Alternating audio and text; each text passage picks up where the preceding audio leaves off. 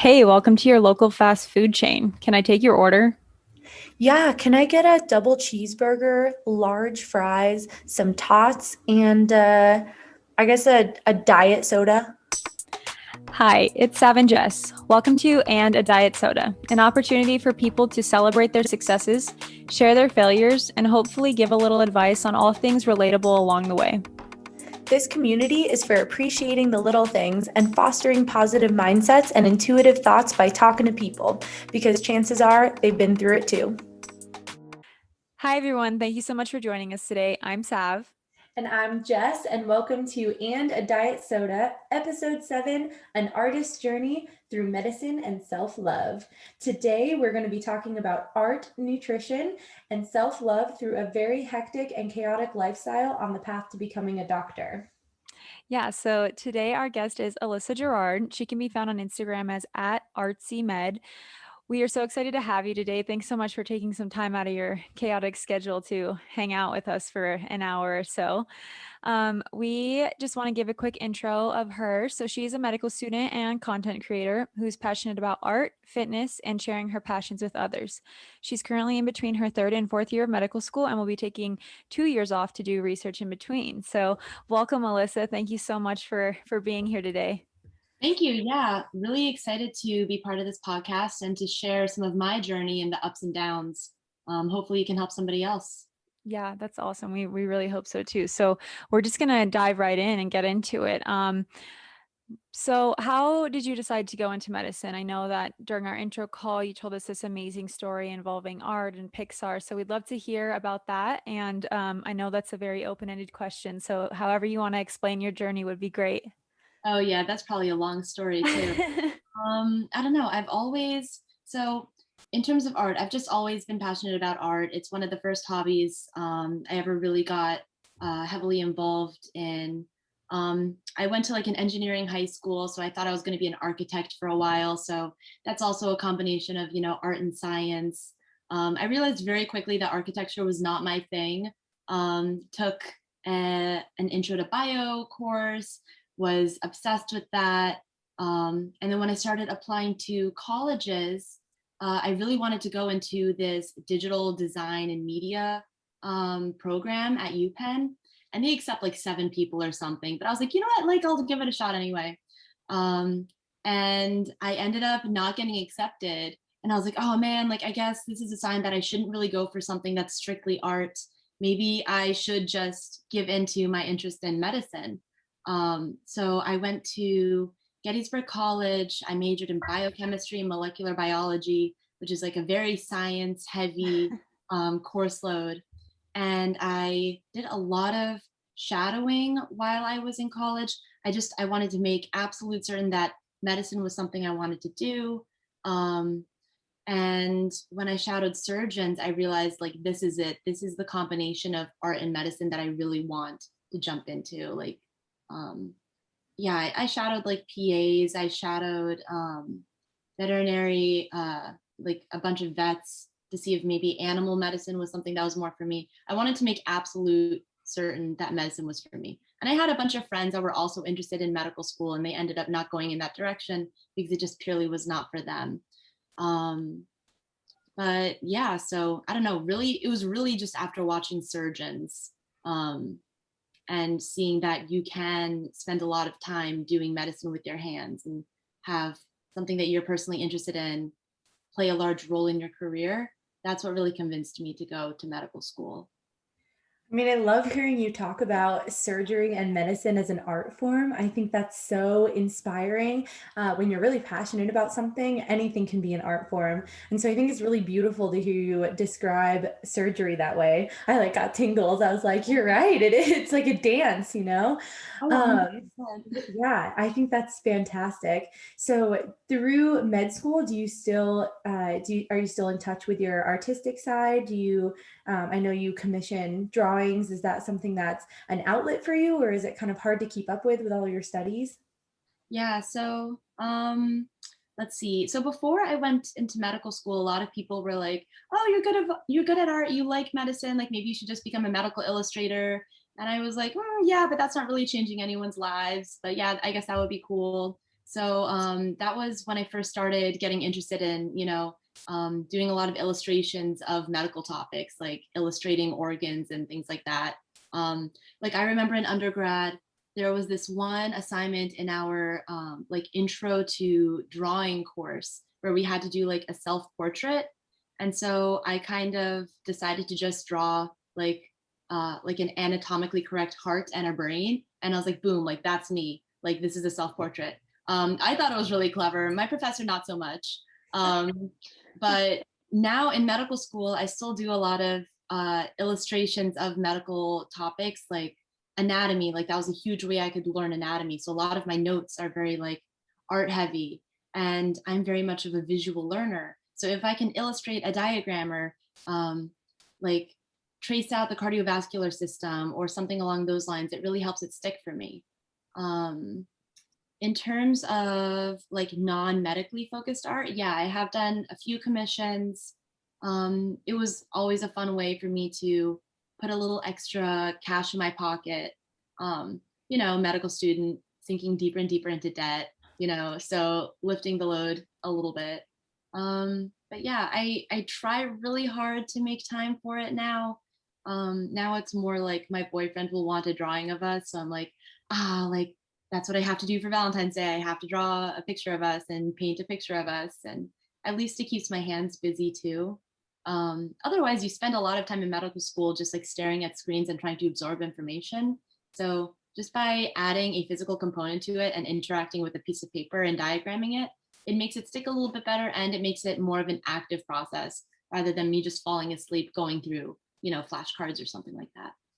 Right, that's amazing. Yeah, I personally have experienced the need for me to draw things out in diagrams. Granted, mine would not look anything as beautiful as yours do, but I can totally understand where you're coming from with that. And I'm glad that you've been able to incorporate your personal art as well in any time that you have, because I feel like it's so important for us to each have our own outlets. So if that's, something that's been important to you, it's just amazing to be able to have that in your life. So you spoke a little bit about kind of the chaos of med school and staring at screens. So, can you just explain what a typical day in your life looks like right now?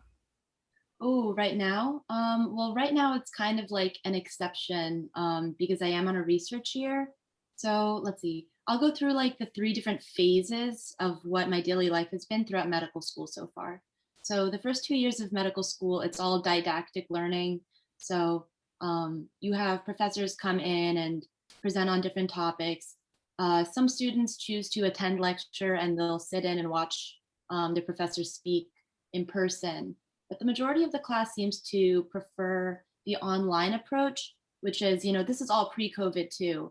Um, I would say maybe like 90% of the class would wait until the lectures are recorded and posted online, and then they watch at home at like 2x speed or at 1x and then pause to take notes and things like that. So for me personally, I was more so of a class attendee. So I would wake up at like 6 in the morning. I would pack up for the gym, go to the gym, work out for an hour, shower at the gym. So I would bring all my stuff with me, hop in my car, like basically brush out my wet hair, like driving to class, sit in, lecture from 9 to 12. Then we would get like a little lunch break for an hour. And then we might have another few hours of lecture, maybe, maybe not. The days would vary for sure, and then go home and rewatch some lectures that I didn't feel too comfortable with, or make some of my notes that were more artsy themed. Um, and then, yeah, try to relax in the evening. The first 2 years of medical school are actually pretty laid back because you can kind of make your own schedule.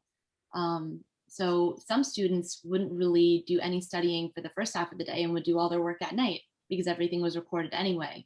For me, I just felt like I got a lot more out of physically being there in lecture, seeing someone in front of me, like the more organic, style of learning, even though everything now has become so like technologically focused, especially with COVID. Um, That gives me anxiety thinking about not going to class. Like yeah, I'm that person too. I mean, I totally get where people are coming from with that, but it gives me anxiety to think like I'm missing something, even though you're not, because it's going to be recorded. But I felt like feel anxious. Right. Like I would feel like I was falling behind by not physically being there and hearing it in real time. Right. For sure. And then, so third and fourth year is more so clinical learning. So that's when you're going into the hospital and you have crazy hours. So for surgery, I would be going to bed at like 9 p.m. and waking up at like 3:30 and getting ready to go around on my patients first thing in the morning. Um, there's a lot less time for you in third and fourth year. Third year more so. Third year is pretty heavy because those are all of your like core clerkships. So yeah, you would be at the hospital from, I don't know, maybe like 4 or 5 in the morning until maybe 5 at night. And then you get home, you're so tired, you're addicted to caffeine at that point. I certainly was. And then you just try to do practice problems and everything's on the computer. So you're just like staring at the screen for hours. And then you want to take a break. So you like watch like a random show while eating dinner. And then you got to go to bed because if you stay up too late, you're really reducing how many hours of sleep you're going to get.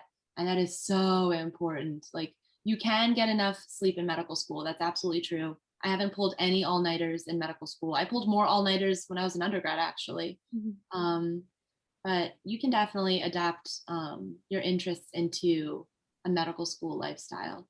The only downside is I haven't gotten that much time to work out in my clinical years. So even after a long day, um, you don't really want to go to the gym at 5 p.m., deal with like the rush hour at the gym, and then you get home and you have like an hour to study. Right. And so, yeah.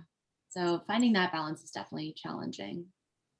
Yeah. Yeah, I have a quick question bouncing off of that. Sure. So you did your surgery rotation, right, already, you said? Um, but you're still in between your third and fourth year. So what is that? I've just never personally heard of that. I don't know how that works, that you can like take a research year. So can you just kind of explain that a little bit? I was going to ask the exact same Yeah. question. So glad you jumped in there. Yeah, sure. So most people just do, the full straight 4 years of med school, the 2 years of didactics, the 2 years of clinical learning. And it's somewhere in the beginning of fourth year that you start applying for residencies. Um, so for those of us that are interested in really competitive fields, for example, I want to go into plastic surgery. I think that's one of the most underrated specialties. A lot of people don't know how competitive it is. They just think like, oh, it's Brazilian butt lifts and nose jobs, and that's all it is, and it's probably really chill and really easy, and that's not true. To get into that requires you jumping through a lot of hoops. So you need really good test scores, and you need good recommendation letters, and you need research. And I attend a medical school where there aren't really that many research opportunities because my medical school is not affiliated with a plastic surgery residency program. So I don't really have those resources available to me at my medical school. So in order to um, make myself a more appealing applicant and also get to learn more about plastic surgery, I decided to take a year to step away from my medical school curriculum entirely and just completely focus on research and a little bit of shadowing and getting to know plastic surgery faculty at a different institution. So right now I'm at Johns Hopkins in Baltimore. Um, and they have a pretty large plastic surgery department. I've gotten to observe some of the surgeries and get a better sense of the diversity within plastic surgery. Um, and then the reason I decided to take a second year of research, which is even more unusual, is because COVID kind of pushed back all of my third year stuff. So we were kicked out of the hospital for several months at the peak of COVID. So I had to completely stop all of my rotations, and I couldn't take my step 2 exam, which is another really heavy exam you have to take in medical school at the end of your third year. And my medical school, my deans told me that if I wanted to take a research year, I would have to make sure all my third year clerkships were done first and that my step 2 exam was done beforehand as well. So I ended up starting my year of research really late. So it would have ended up being like a half to 3/4 of a year of research, which isn't really worth it. So I was like, yeah, screw it. Just like add another year to it. Like, what difference does it make? Like, I already know this is what I want to do. So I feel like that's how you know that you have really made a career choice that fits you, is if you're willing to sacrifice another year. Like, it's not that much of a sacrifice. Yeah. Yeah, definitely. That's a huge testament to your confidence in what you want to do as well, because taking that deviation from the normal path, and I'm sure watching your classmates graduate, it must be really, really difficult. And so that's saying something huge about your dedication to, for any future employers listening out there, that's it's really saying something about Alyssa's dedication to plastic surgery. Yeah. I mean, it's not the strangest thing in the world to take off 1 year. Um, there aren't that many programs in place to uh, dedicate time to research. So there's not that many paid positions, and there's not that many positions that you can apply for. So you really have to just blind call or blind email people and just hope it sticks. So I was looking at a few schools to spend my year at, but just Hopkins seemed like the best choice for me personally. Um, like for example, I didn't know how much pediatrics there was in plastics, or how much craniofacial there was in plastics, or the fact that you could literally remove part of a skull, cut it up into smaller pieces, and rearrange them to fix the shape of the head. Um, and for the second year, I'm going to be working with animals. So, my interest in veterinary medicine kind of comes back now. So I get to incorporate that. So I think the tough thing about medicine is everyone assumes there's one correct way to do this. And that if you don't get in right away, or if you, like, for example, I got my master's before I even went to medical school. So that's just another, hurdle that I jumped over. There's a million ways to get to your destination, and at the end of the day, like, your destination is different from someone else's destination. So That's so um, amazing to hear, for sure. Especially as somebody who's very non-traditional, and I'm still hoping to go to medical school. I'm already 24.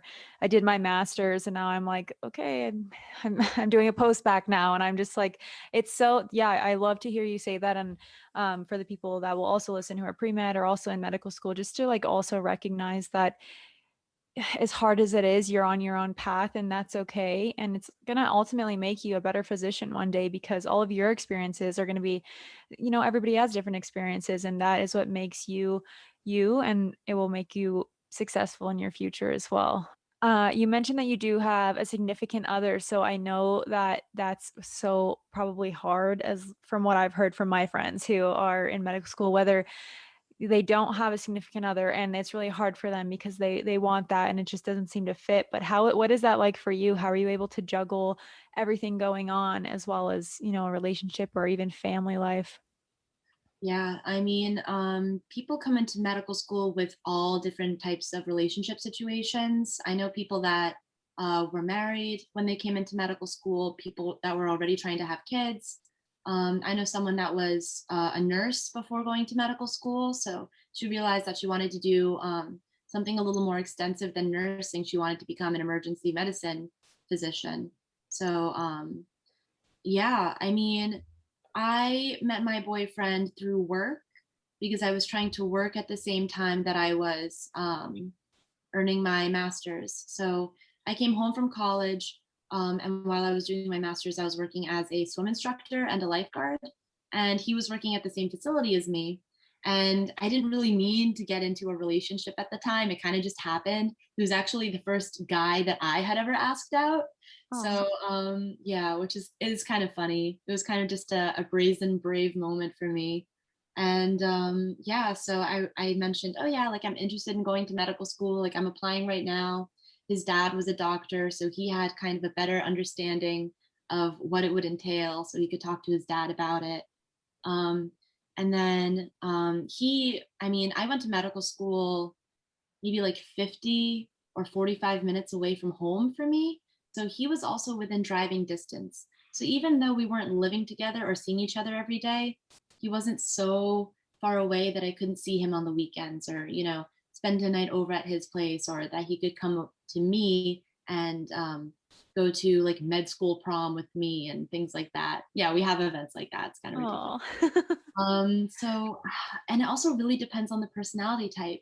So if you're someone that really needs your significant other to be with you, for you to feel secure in that relationship, it's definitely going to be more challenging. And maybe living together is the easier solution. But for me, I've always been kind of independent.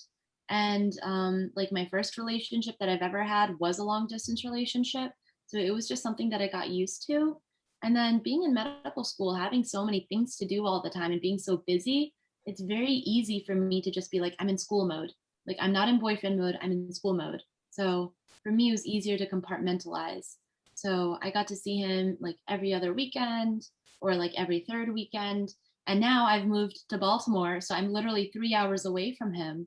And he was just down, like he went home yesterday. He was down for 2 days. And his work schedule is a little more varied than mine. So he is off on Fridays and Saturdays. So here I am on a Sunday, able to get work done before the long week, and he's working. So I really think it's doable. I think as long as you stay realistic with your partner about your expectations and where you're at in the relationship, then I think it's very doable. Just being honest and having really open communication is essential. Totally. Yeah, thank you. I appreciate that. I've always wondered about that. I've heard a lot of conversations about it. So, yeah, it's definitely varied per person, I think. So, yeah, I'm just glad to have you speak about it at all for whoever may be listening and that's something that they're considering as well.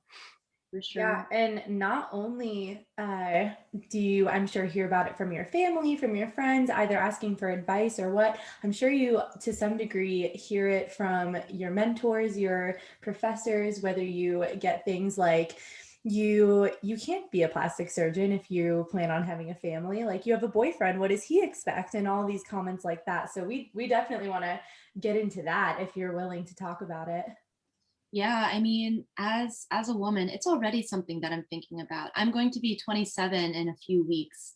Um, and my cousin just got engaged and she's a few years younger than me. And so my classmates are having kids and getting engaged and people are all making these huge jumps. I come from a family of divorce, so marriage has never been something that I've been super stressed about, but now that I'm getting older, I have to start thinking about it. Um, and especially as a woman going into something surgical, where you're not supposed to be drinking that much caffeine every day because it could hurt the baby. And, stress is not good for the baby and blah, blah, blah, blah, blah. Yeah, it's definitely something I think about a lot. And I mean, I've spoken to my boyfriend about it. We're on the same page in terms of, get your career set up first, get into residency first.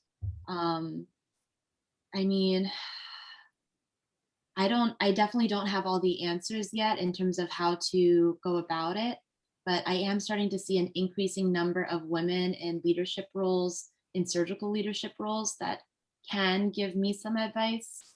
So there are some plastic surgeons that I know that are women and have children. And so they find their own ways to balance it.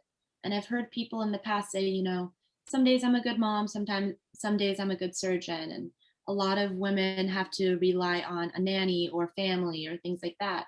In my relationship, I think it's going to be more along the lines of me being the busybody, working all the time, and my boyfriend taking a little more of a back seat and spending more time at home with the kids. Or at least that's how I envision it. And that's how we've kind of built it up to be in our heads.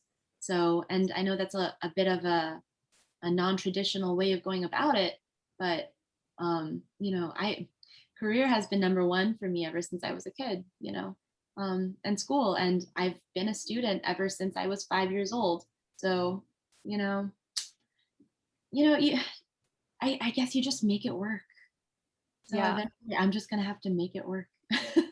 Yes. I love to see the non-traditional aspect though, because it's so great to see women come up in medicine and all types of careers and fields because we need that. And I think it's so great to be like breaking those glass ceilings and, reconstructing these traditional relationships that people think that we need to have as women. So, and honestly, my boyfriend personally, he's happy to also be at home. Like he's like, I'll do that. Like he's happy to do it. So I think it works for a lot of people. So it's great to hear that. We want to transition a little bit to the more nutrition and mindful and intuitive eating. So, what, if any, has your experience with nutrition and medical school looked like so far? Well, okay. So in college, you get to eat at a cafeteria. And when you're a physician, you eat at a cafeteria. And so when you're in medical school, I mean, really, like the rest of my life is going to be eating at a cafeteria. That tickled me. It's like high school again. You like Yeah. really come full circle. Like you're the smartest people out there, but we're back in eating in cafeterias. Yeah. Exactly, because you don't have time, and it's very easy for nutrition to go down the drain. A lot of people say, you gain weight in residency, or you don't really get much time to eat, so you grab something quick, and it's not really the best food for you. So in medical school, of course, I'm living on my own or living with other medical students, and I have more of an opportunity to make my own food choices. So I relied very heavily on meal prep. So I would make a lot of food in bulk and then organize it into Tupperware and then bring that with me in the mornings. I would like leave it in my backpack while I was working out and then eat literally during class and just like slowly munch on peppers or like chicken or whatever I brought with me.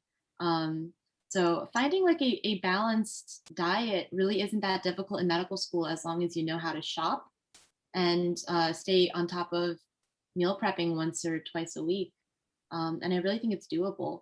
More recently, I've decided to try out the keto diet.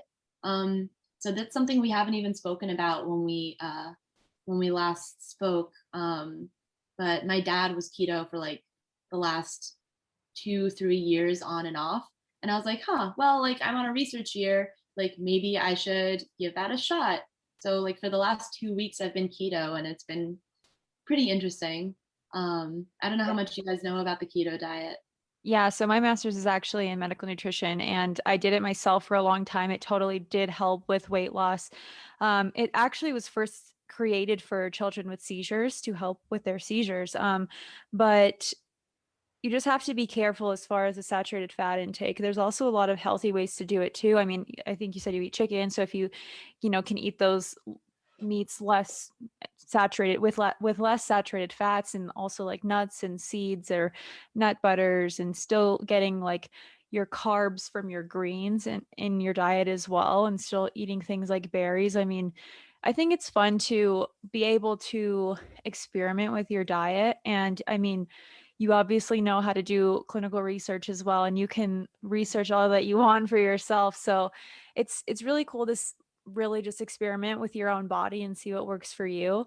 It worked really well for me, and now that I don't eat meat, it's definitely harder to do Yeah. because a lot of those plant-based quote quote meats have other things in them like rice and fillers, and so it's hard. But personally, that's how my body worked and functioned better, was less carbs. So yeah, it's cool to just try new things out, but also be careful with your heart, as you know. I don't have to tell you that. Oh, for sure. I think this is one of those diets, and I use the term diet as just a way of eating, not like I'm on a diet, Right. correct term for it. Um, but this is one of those diets that really requires a lot of research. So I met two people that I work with, and one mentioned that she started trying keto and she was just really tired and really fuzzy all the time. And that's because she didn't really do the right research. So she was just eating a ton of Brussels sprouts with bacon. And I'm like, okay, well, Brussels sprouts are kind of high in carbs. So you're Yeah. probably just like really low sugar diet without actually going into ketosis. And then my other friend is a vegetarian and was keto at the same time as being a vegetarian. And she loved it and she was doing it for months and it worked great for her. So it really just depends on the type of person you are and how your body works exactly. Like so I really wanted to just try to experiment. The best thing that came out of it was that like most of my acne has cleared up. So Totally. Yeah, that does happen too, actually. And um for anybody listening, please, if you're going to do this, just don't go eat six of butter and pounds of yeah, bacon.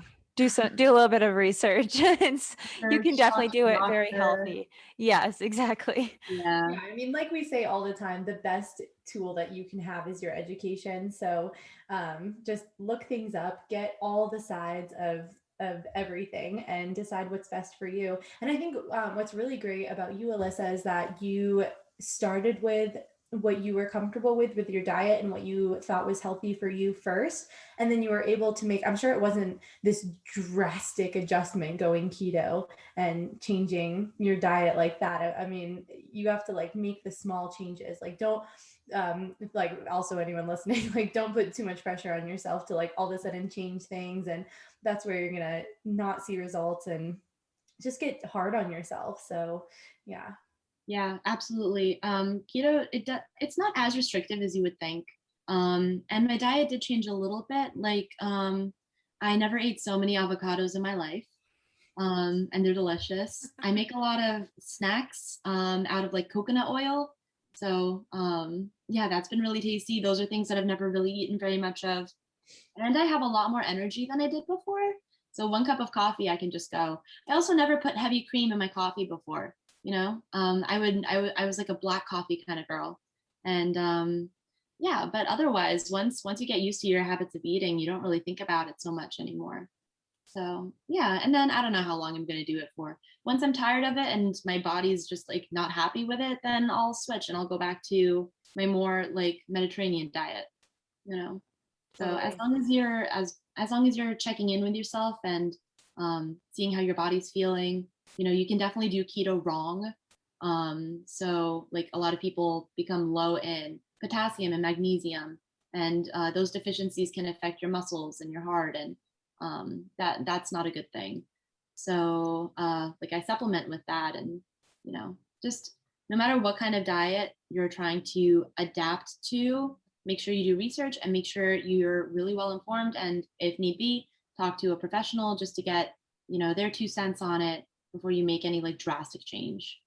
Right. Yes. Electrolytes, electrolytes, electrolytes for sure. And Right. um, finding something that's sustainable for you, like you said. So that's awesome. I'm glad that we were able to talk about that a little bit. We haven't really spoken about like a specific diet, right, at all so far. So yeah, it's Okay. cool to incorporate that as well. So um, can I think you kind of gave us an example of like the snacks and the meal prepping, but can you kind of walk us through what your eating looks like on a stressful day, and also a day that you might have a little bit more time to either meal prep or make more food, or if you're running around, what that would look like for you?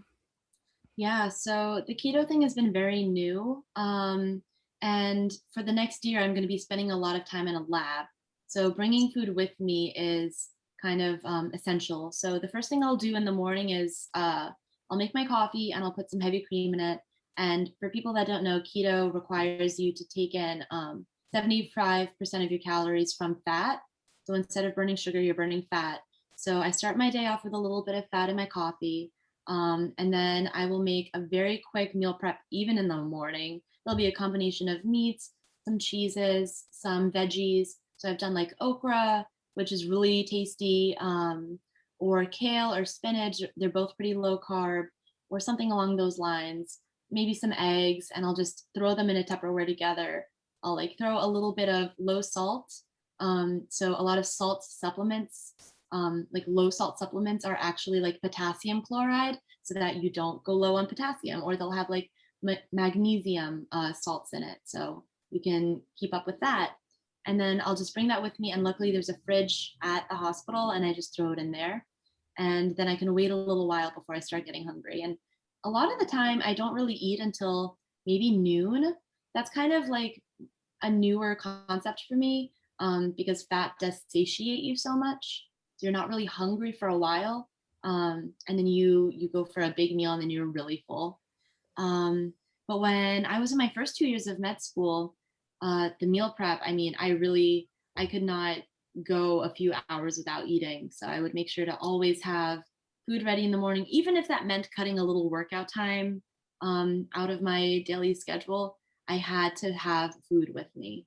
So if I absolutely had nothing in the fridge and there was no way I could meal prep, I would make sure to bring nuts with me, or like maybe bring a fruit like a banana, maybe even just like peanut butter and something along those lines, just something to hold me over until I could go food shopping. Honestly, stressful days in the hospital. I have not eaten hospital food on keto yet, but in terms of healthy eating, a lot of cafeteria food does offer healthier options. Like, of course, there's going to be fries and burgers and junk like that, but they usually have a salad bar. So you have a lot of options there as well. When I was on surgery, and surgery is tough because you spend a lot of time standing in the OR. You don't want to go to the hospital on an empty stomach because you could crash. I've had my fair share of like low blood sugar, head spins. Like it's happened to me a few times. So I've learned from my lesson. I've learned for myself. Um, so I would always make sure I'd to. be the one like reaching under my sterile gown, like in my mask, like sneaking nuts. Be like, what is that crunching? Like, is that bone or is that like Yeah. yeah, I knew that I needed to bring like maybe eggs on the car ride there, or stuff my pockets with like fruit and nut bars. Like just having stuff in your white coat is essential. But it's tough because it's not really professional to be like snacking while you're on morning rounds. So like I would go to the bathroom and I would like eat a hard boiled egg or like something along those lines. So just something to keep your blood sugar up if you're on a traditional diet is really essential if you're going into surgery. Also, not drinking too much caffeine because you'll be standing in the OR and the next thing you know, you really, really, really need to use the bathroom. Um, and they'll get frustrated with you if you need to leave every hour to use the bathroom.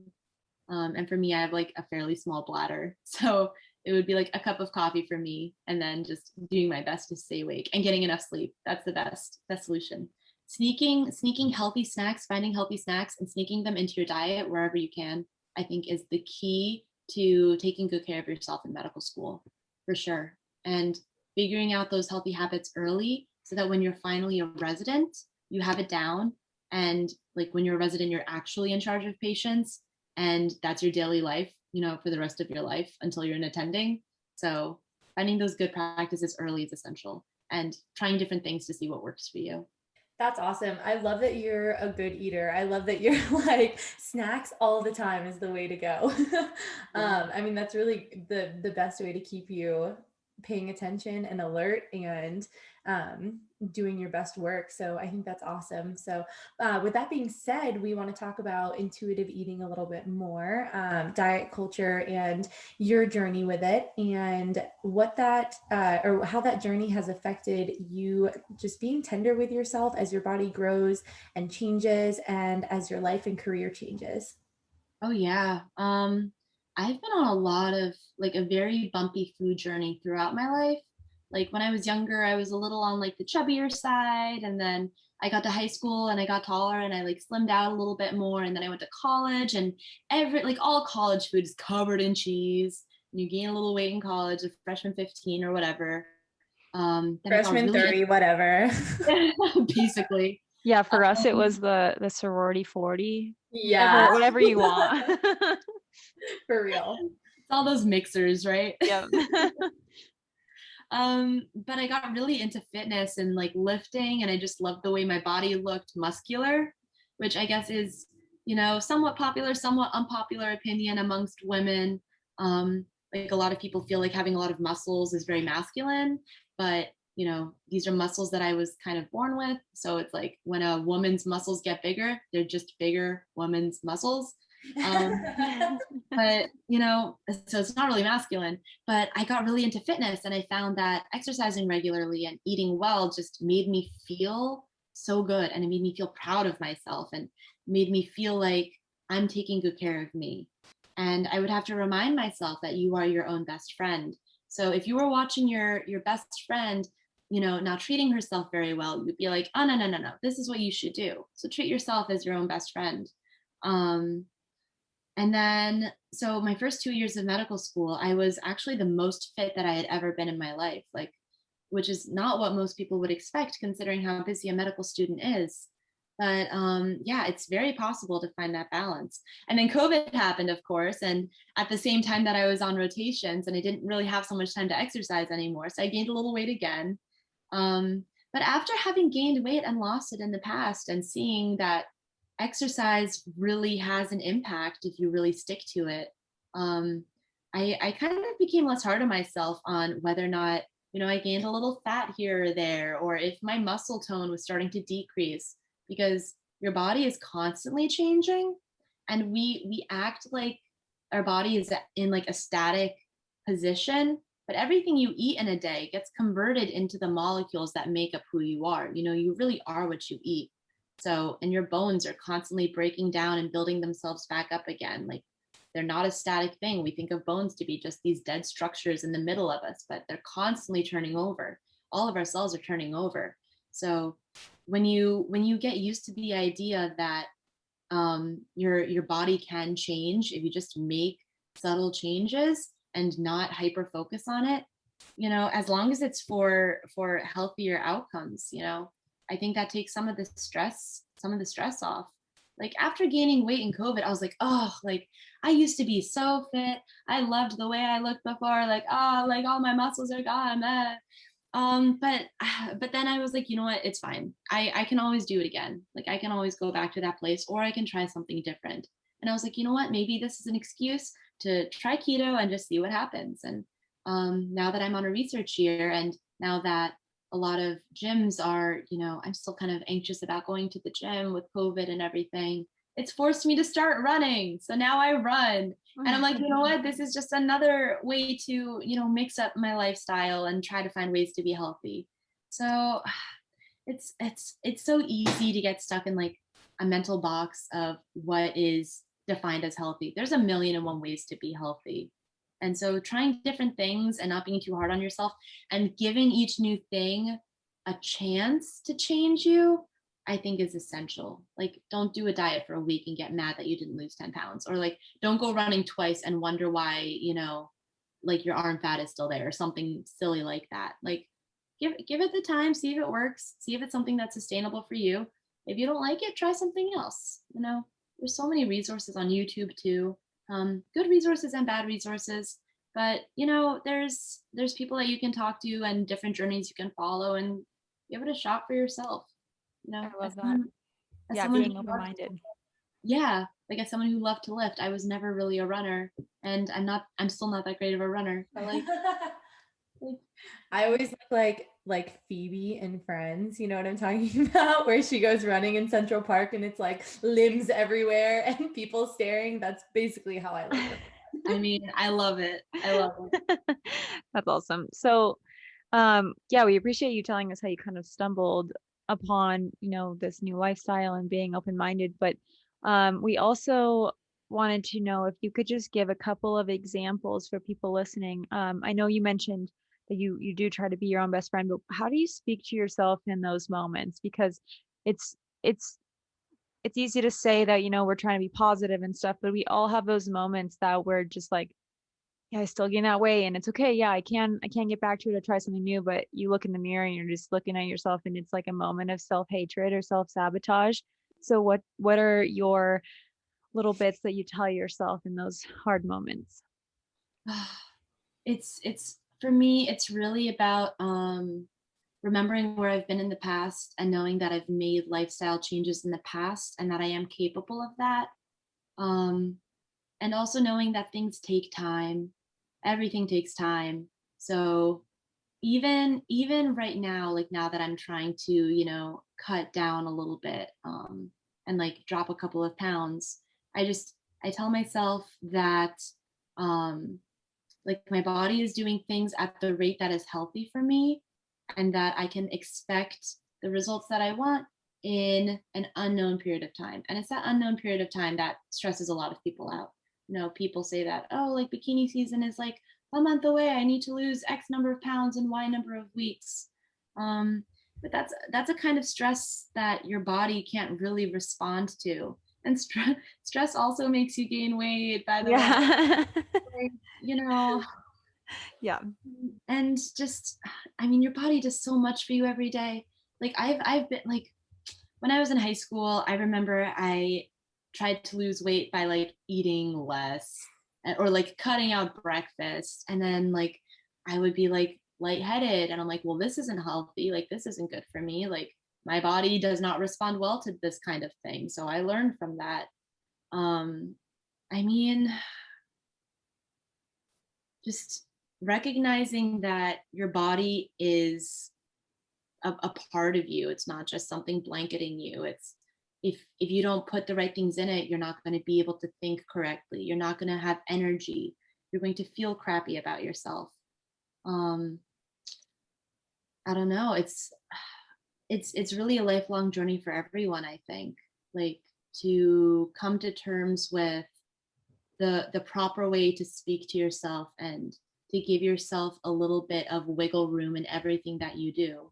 So that's why super strict diets aren't that great. Even on keto, that is fairly restrictive because you're eating low carb foods. I made my own chocolate the other day, literally with like a sugar substitute called Swerve. So it uses like a sugar alcohol instead of like standard sugar, so it doesn't raise your blood sugar. But I use like 100% cacao and combine it with coconut butter and a little bit of that artificial sweetener and like a little vanilla, and just like mix that up and freeze it, and like boom, like I have chocolate. Like, everything in moderation, and recognizing that every single day is a process. Like, there's an ebb and flow to everything. So as long as you recognize that ebb and flow and don't expect like total complete perfection of yourself all the time, I think you're in a good place. And like, medical students are so perfectionistic, right? Like, everyone's type A, it seems.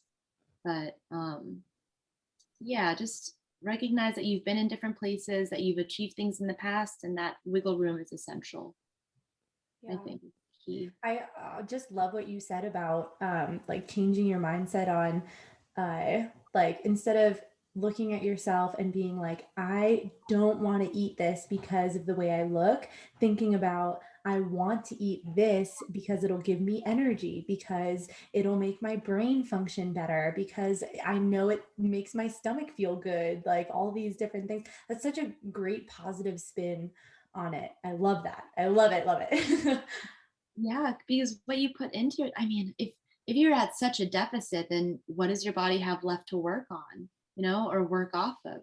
Like, if I skip breakfast before going to the hospital, like before rotations, for example, I would have no energy, or I would feel like I'm not really focused on the conversations that we're having with doctors, or they would ask me a question and I just could not remember what I studied because I didn't eat. So I agree. If you want your body to be good and to be healthy and to last a long time and be healthy, if you want to promote longevity, you have to make sure you're still fueling yourself, and fuel yourself with the right things. Um, and just Absolutely. have fair expectations. Lower your expectations in terms of Yes. like everything, like Fair. exercise. People are like, oh, if I work out, I'm gonna get bulky. I'm like, that's not true. Like, Oh my that's gosh. Yes, that's That that's would the take forever. generation before us though. Yeah. Yeah. Yeah. Yeah, I really enjoy that. You're speaking about how the brain functions as well, though, in that brain fog, because well, I'm obsessed with the brain. My degree is in neuroscience, so I could talk about this all day. But people don't recognize how, yes, when you're eating, it's going to affect your body, but you also have to feed your brain. You also have to energize that. Your brain uses so much energy that throughout your body and from the food that you eat. So that is so important. Yeah. So what advice do you have for someone who is already on their journey, or someone who's been to a doctor and was just told to lose weight without really any direction? oh. Mm. Well, I guess the first thing would be and I'm not a nutritionist, so I'll say that first. But if it were me in that position, I guess the first thing would be to evaluate what kind of food and exercise I currently do, and see what kind of areas of my diet I could supplement with better options. So, for example, people that drink a lot of soda could try to go for something that's either like a diet soda, which is a little step forward, or maybe something like carbonated soda, which is like, I didn't even think about that. Completely on brand. I love it. I was like, why is she making that face? I'm like, oh, Diet soda. Fantastic. oh, okay. Well, there you go. Yeah, it's real. Yeah. So just little steps like that, or maybe cut back on, or like measure out your snacks. Not like being super strict with measurements or something, but instead of digging your hand into a bag of chips, like put a few in a bowl and eat from the bowl. Because Lord knows if you put a bag of Doritos in front of me, I'm going to eat the whole dang thing. So just like portion control, a huge part of it is portion control. And then finding what kind of exercises you like. So I have friends that really find it challenging to go to the gym because when you walk in, you see a bunch of muscly men, grunting, lifting weights in front of the mirrors. And you don't want to, like, as someone who never goes to the gym, it's really intimidating to walk over there and try to pick up 5 pound weights when there are people benching like 200 pounds, So trying to find exercises that are comfortable for you, whether that be running at the park or power walking with like a pound in each hand, or even just going for a walk with your dog, taking small steps and then maybe increasing as you feel comfortable. For me, I found that working out and trying to lift weights was a really easy way for me to set fitness goals for myself. So, not just like an hour at the gym, but oh, I can do like 15 curls with 10 pounds. Oh, now I can do like 20 curls with 10 pounds. Like maybe I should try 12 pounds, see how much I can do with that. So then you get kind of excited about like these little goals and getting to surpass what you were physically able to do before, what used to be a limitation and is now an ability. So that's how I got super, that's how I got like super Love that. into lifting. No, it's true, because you think you're so incapable of doing these things. It's so intimidating to look at all of these like people that are, super high performance and, are wearing the cutest outfits, and like everyone's bellies are out and they're, trim and with like six packs. But you can't compare your day zero to their day like 500. You can't do that because those people were working on that for a very long time. It took me like 2 years to get to a fitness level that I was super excited about, you know? And now that like I've pulled back a little bit, I was like, well, I know that I can do that regardless. And that's already given me a level of confidence that I didn't have before I went on that journey, you know? It's tough. We all assume like so little of ourselves, but expect so much in the future. I don't know. It's just these expectations that we put on ourselves. Honestly, part of me blames the media because everything is like, oh, lose 20 pounds in 5 weeks using this special diet, and you need to stick to that. And there's so few. It's simple. Eat better, find out what foods work for you, eat an appropriate amount of those foods, and then try to do a little exercise. There's no secret. This is something we've been doing since caveman days. Like, there's no secret diet that's going to make you healthy or hot or whatever, you know? It's just finding that balance and finding what works for you. And there's a million and one options. Yeah, and Absolutely. the Yeah. balance takes a long time too. I mean, I'm definitely one of those people who um overate a ton, especially in high school. Between like, I was playing 3 sports, and all those like crazy schedules we all have in high school where we look back and we're like, how did I do that? Like, I'm tired now at like 1 p.m. Like, how did I do high school? And I think back to my diet where I could like put down a carton of ice cream in one sitting, and it's like, what? And so that's definitely a learned habit too. Like, it's important not to get down on yourself if you're like, I am trying the portion control, it's just not working, I'm bored eating, all this stuff. It happens to everyone. You're definitely not alone. It just takes practice and not beating yourself up about it. Right. Yeah. And how what Alyssa said, I mean, it's quote simple. It's calories in, calories out, or energy in, energy out.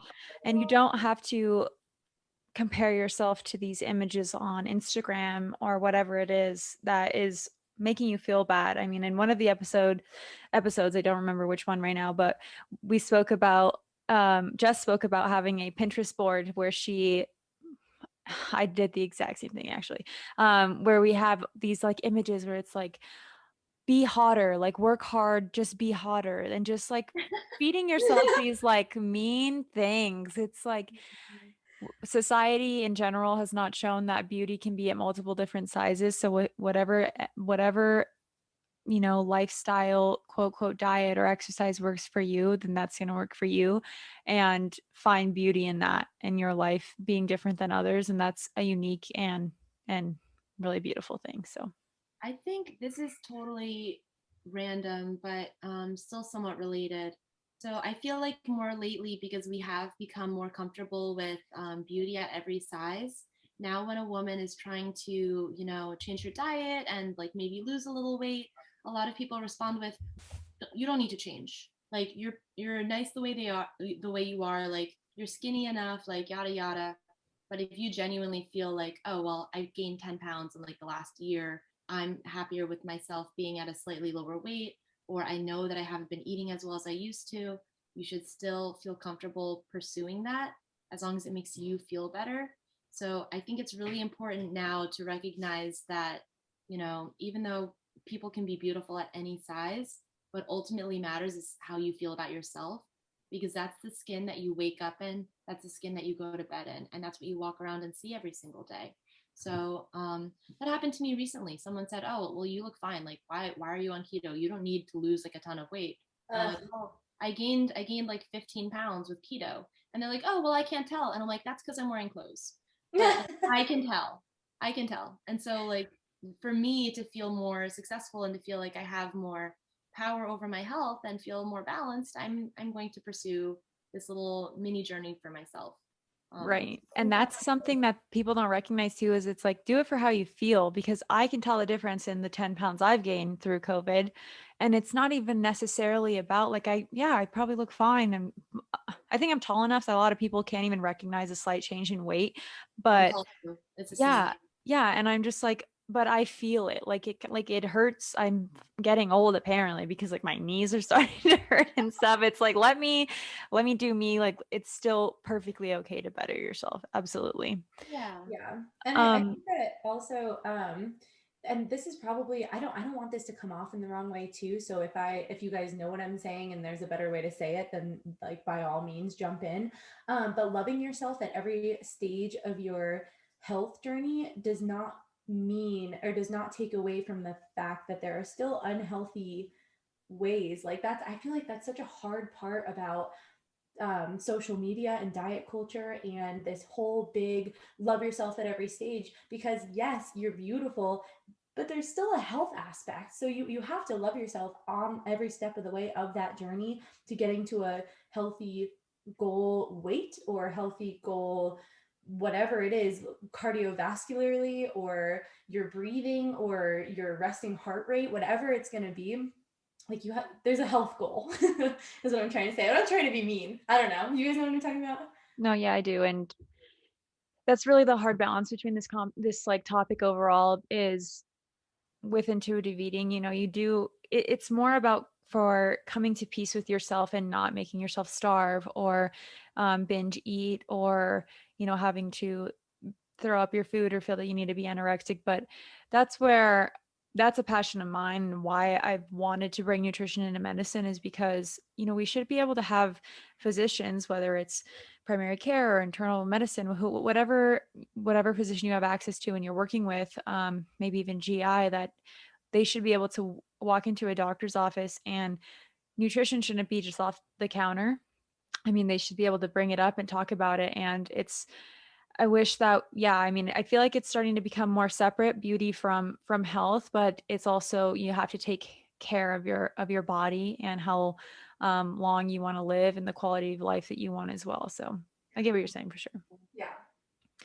Cool. So we do have some questions from viewers we just want to get through really quickly. If you just want to toss out really quickly some of your favorite snacks, maybe something you grab on the go, just for Ooh, people for interested. sure.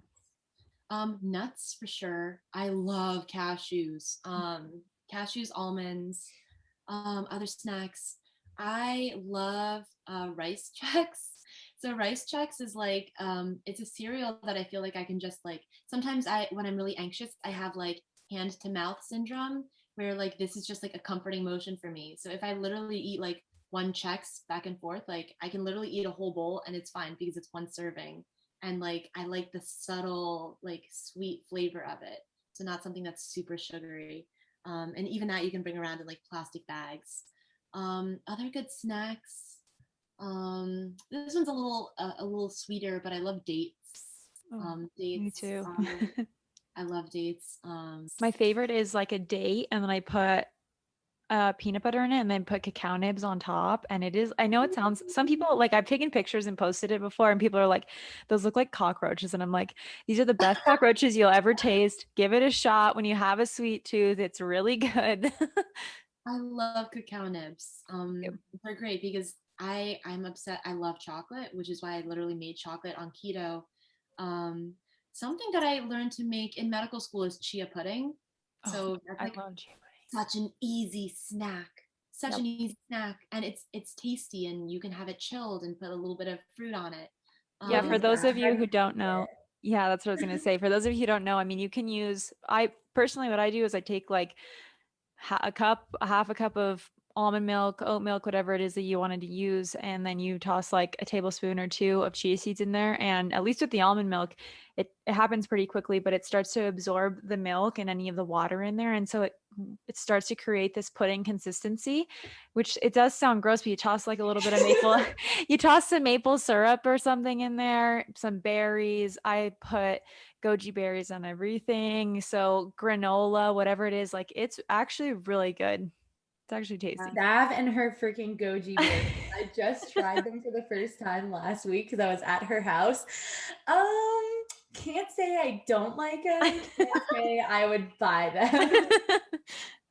I'm the kind of person that eats literally everything. So some people are like put off by the texture of chia pudding because it's like tiny little fish eggs. It's like caviar esque, you know.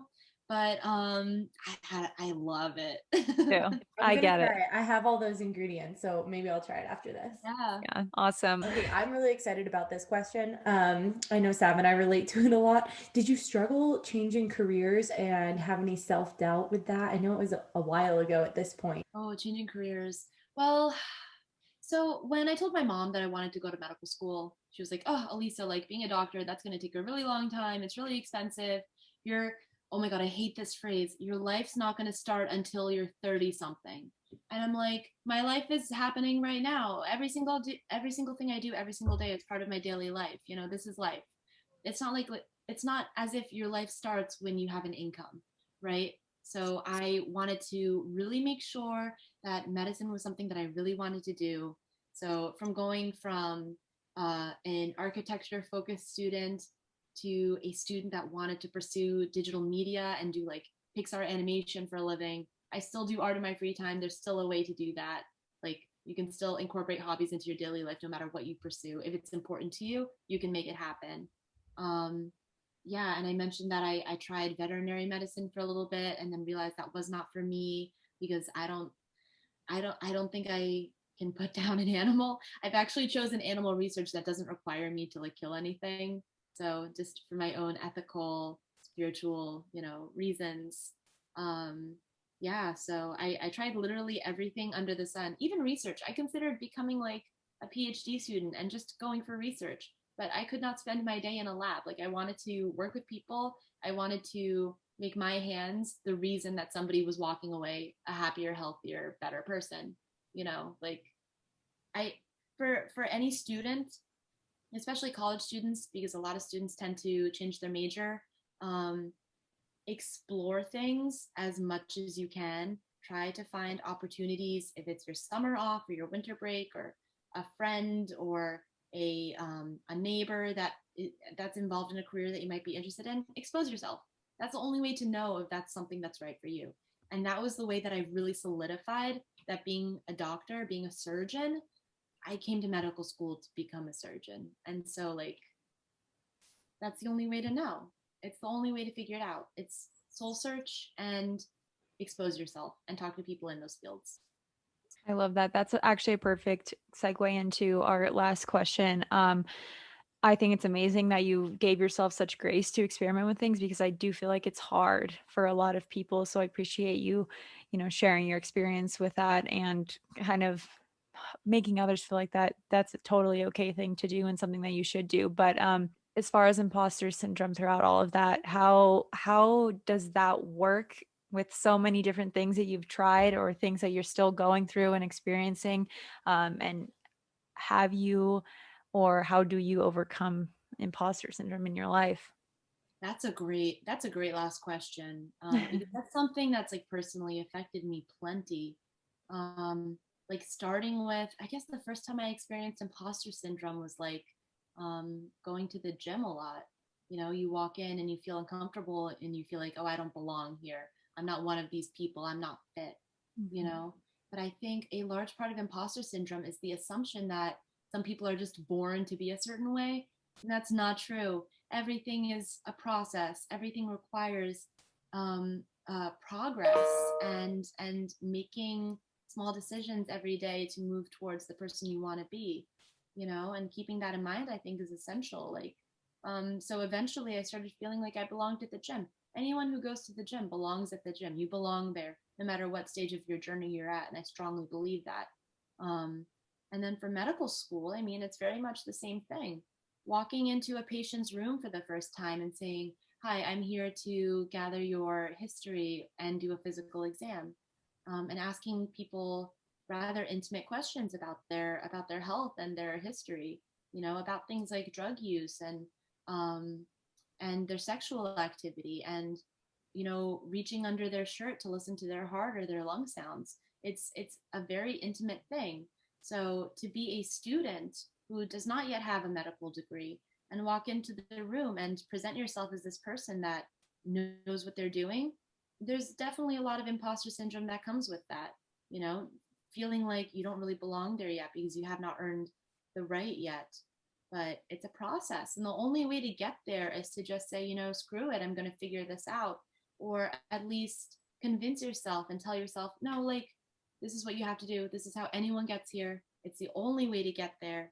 You might as well just swallow the fear or swallow the pride or swallow whatever reservations you have and just say, I'm just going to try it. I'm just going to do my best and accept whatever criticism comes afterwards. And there will always be criticism. Like, oh, you're not lifting that correctly. Oh, okay, well, tell me how to do it and I'll do better. And then you do better. Or that's not the right way to do that physical exam component. Like, that's not the right way to test reflexes. Or you should have asked these questions because this is more related to their past medical history. It's a learning process. So once you stop expecting yourself to be at a static position, no matter what it is, the sooner you'll learn that everything in life is a process. Everything about you is changing every single day, from your diet to your exercise to just your mindset to your education. Like, understand that everything is just an uphill battle, and someday you'll get to where you need to be. I think that's key. Yeah, imposter syndrome is huge, and I think it affects everyone. But keep going until you find yourself in a place where you can pull other people out of their imposter syndrome, and let other people know that you've experienced it too. Like student Good mentors. Lord. If anyone ever wants to feel better about themselves and feel uplifted and just like warm and fuzzy, talk to Alisa because this Oh was my god, you're so sweet. the best. No, I feel that way. I'm like, oh, you help me feel better. It's usually our guests, it's like very therapeutic for all of us to talk, but mostly for the guests to talk about their experience. And now I'm like, oh, this is therapeutic for me. Yeah. I'm glad.